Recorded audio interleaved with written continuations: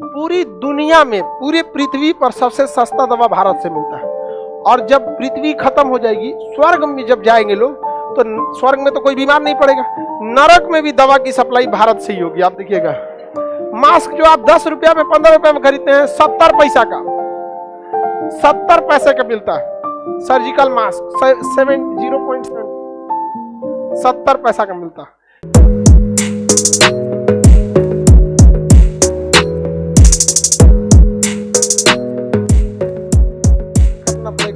एक 2012 में एक विवाद आया था, नोवार्टिस ग्लोटिस करके एक दवा निर्माता कंपनी थी, वो दवा बनाती थी, तो उसकी दवा का प्राइस था 1,25,000 और सेम उसी का कॉपी करके भारत में बनाया जाता था 7,000 में। अब बताइए 1,25,000 वाला बिकेगा कि भारत वाला? उसने भारत में केस कर दिया।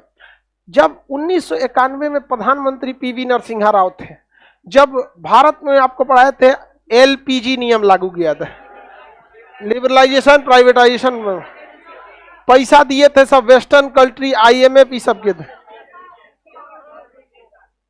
एलपीजी हम क्या लिख दिए थे जी? एलपीजी। हमारा पूरा ध्यान समझाने पे है तो इधर कुछ लिख दिया, हथवा के पास दिमाग नहीं होता है, कुछ लिख दिया यार। एलपीजी, एलपीजी नियम में उन्होंने शर्त रखा था, डब्ल्यूटीओ के नियम को आपको मानना पड़ेगा। समझ में आया कि नहीं आ गया? आपको वर्ल्ड बैंक के नियम को मानना पड़ेगा, तभी वो पैसा देंगे। आईएमएफ और वर्ल्ड बैंक या डब्ल्यूटीओ ये केवल अंग्रेजों की ही बात सुनते हैं। उस समय पीवी नरसिम्हा राव प्रधानमंत्री थे, मनमोहन सिंह वित्त मंत्री। इनको पता चल गया था कि ये सब हमको टॉर्चर कर देगा, और भारत की दवा निर्माता कंपनी के पास नए रिसर्च करने के लिए टाइम नहीं था, मतलब पैसे भी नहीं थे। तो भारत सरकार ने उस समय कहा था कि हम आपके नियम को मानेंगे, लेकिन जो दवा वाला जो ये पेटेंट कानून कह रहे हैं, ये हम 2005 से लागू करेंगे। कब से लागू करेंगे? एलपीजी कब आया था? 15 साल का टाइम मिल गया कि नहीं? अब भारत सरकार ने अपने फार्मास्यूटिकल कंपनी को जो दवा बनाती है, कही कि जितना कॉपी मारना है मार ले तुम। भारत का दवा बनाने वाला कंपनी से पूरी दुनिया से खोज खोज मार दिया सब कॉपी। पूरी दुनिया में, पूरी पृथ्वी पर सबसे सस्ता दवा भारत से मिलता है। और जब पृथ्वी खत्म हो जाएगी, स्वर्ग में जब जाएंगे लोग, तो स्वर्ग में तो कोई बीमार नहीं पड़ेगा, नरक में भी दवा की सप्लाई भारत से ही होगी। आप देखिएगा, इससे सस्ता दवाई कहीं मिलता ही नहीं है। स्वर्ग में लोग शायद बीमार नहीं पड़ेंगे। अब पता नहीं स्वर्ग में कि नरक में भर गया होगा स्वर्ग पूरा, अब जगह बचा होगा उसमें। अब आप लोग तैयारी कीजिए कि इसमें नरक में सीट मिल जाए, बस उसमें भी ठेला ठेली होगा। आप देखिएगा, अब वो जगह सब भर गया होगा। सतयुग द्वापर ये सब बढ़िया बढ़िया लोग चल गया, लोग सब जगह भर गया होगा। अभी आप लोग को क्या करना है? सीट खोजना है उसमें, नहीं तो ओ में बोरा बिछाना पड़ेगा। तो आप बताइए, पूरी दुनिया चिल्लाते रह गई, अब भारत ने क्या कॉपी कर लिया? दवाइयों को। आज भारत में दवाइयां जो होती है इतनी सस्ती है, दवाइयों पे मार्जिन बहुत ज्यादा है, मार्जिन बहुत ज्यादा है, मतलब 3 गुना दाम पे दवा बेचता है, 2 गुना 3 गुना दाम पर दवा बेचता है। और अगर ये दवाइयां ऑनलाइन बिकने लगेंगी तो काफी ज्यादा दवा कंपनी तो स्ट्राइक कर देता है, हड़ताल कर देता है, मंत्री जी को कुछ पैसा पहुंचा देता है, मंत्री जी नियमें रोक देते हैं।